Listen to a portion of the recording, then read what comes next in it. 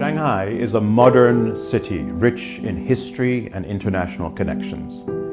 In the 1930s and 1940s, this eastern metropolis became a temporary home for tens of thousands of Jewish refugees.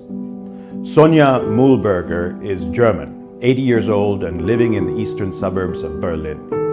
The retired teacher and her family are part of this history of inclusion, and she often tells the story of her family's escape and refuge in China. The story always begins with, "I was born in Shanghai." Meine Eltern Ilse und Hermann Krips hatten die Möglichkeit, nach Shanghai zu fliehen. Und das war auf eine besondere Art und Weise. Mein Vater wurde 1938 ins Konzentrationslager Dachau verbracht und meine Mutter hat sich sehr bemüht und konnte ihn aus Dachau herausbekommen.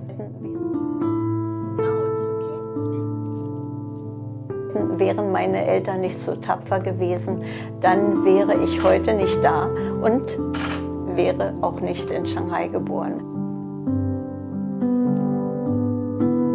On October 26th, 1939, Sonja was born in Shanghai. In her memory, the Chinese were warm-hearted and friendly.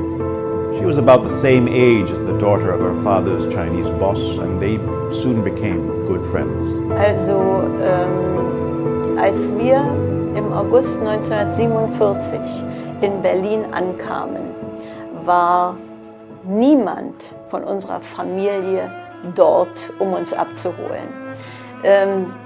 Wir haben später erfahren, was in Deutschland passiert ist. Die ganze Realität kam später.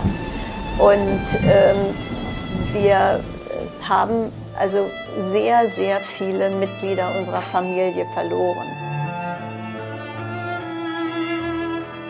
In 1998, Sonja returned to Shanghai for the first time. She has since visited Shanghai 7 more times, devoted to preserving the history of Jewish refugees in Shanghai. Und wenn ich zum Beispiel sage, Shanghai ist mein Geburtsort, dann ist das für viele Menschen in Deutschland und auch in anderen Ländern immer irgendwie etwas Exotisches, etwas Besonderes. In 2014, the Shanghai Jewish Refugee Museum unveiled a memorial wall listing the names of 13,732 Jewish refugees who had lived in Shanghai. Etwas gegen dieses Vergessen zu tun, ich finde, das ist sehr, sehr wichtig.